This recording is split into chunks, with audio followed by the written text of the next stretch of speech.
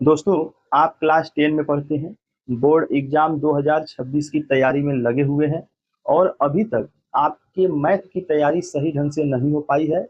तो इस चैनल से जुड़ करके आप अपनी तैयारी को बेहतर कर सकते हैं, क्योंकि इस चैनल पे मुख्य मुख्य प्रश्नों का चैप्टर 1 से शुरू करके मुख्य मुख्य प्रश्नों का एक वीडियो तैयार किया गया है।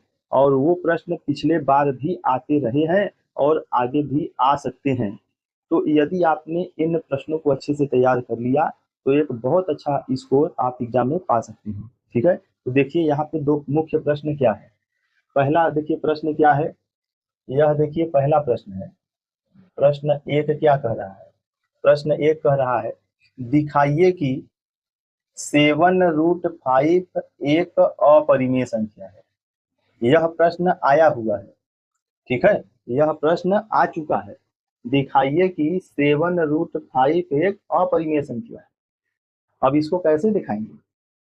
तो आप सबसे पहले देखिए क्या लिखेंगे। ऐसा प्रश्न अगर कभी भी आए इस तरह का, तो आप पहला लाइन यही लिखेंगे कि यह जो चीज है ना, माना 7√5, यहाँ जो भी चीज रहेगा वो यहाँ लिखेंगे। 7√5 एक परिमेय संख्या है।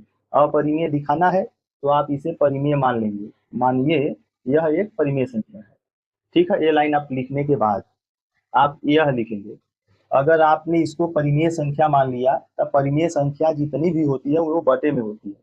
तो इसको जो है आप ए बटे बी लिख देंगे और बता देंगे कि ए और बी, यहाँ ए और बी सह अभाज्य पूर्णांक संख्याएं हैं। B not equal to zero, यानी ए और बी सह अभाज्य पूर्णांक संख्याएं हैं और B not equal to zero. पहले यह लाइन लिखना है, फिर इसके बाद यह लाइन लिखना है। ये दोनों दोनों लाइन याद कर लीजिए। ठीक है, ये हर प्रश्न में लिखना है, इस तरह का कभी भी आए।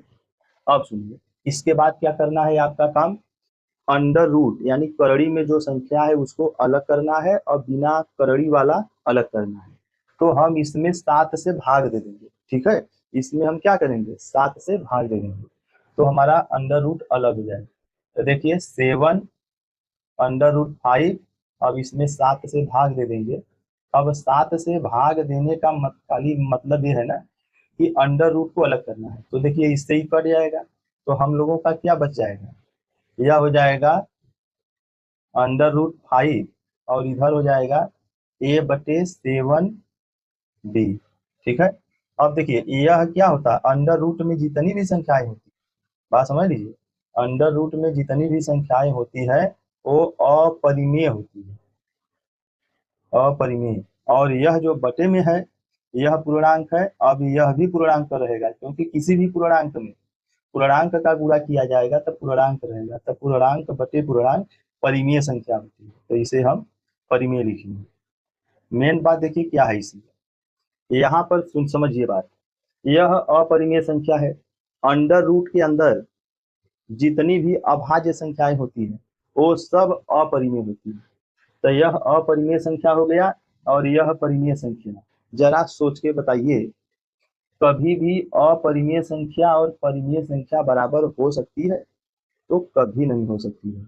यही से ये लाइन लिखा गया है, यह विरोधाभास है, क्योंकि अपरिमेय संख्या और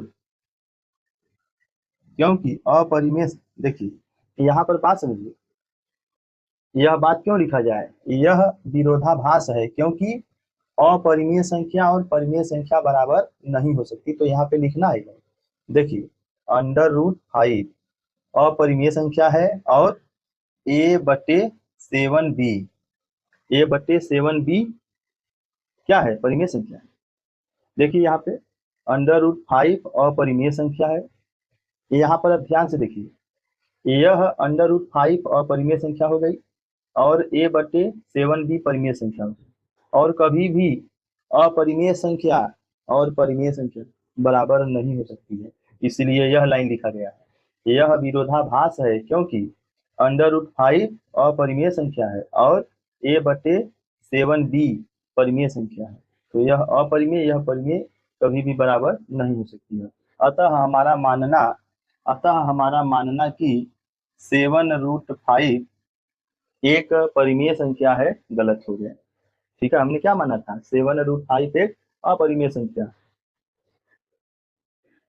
हमने क्या माना था, 7√5 एक परिमेय संख्या है।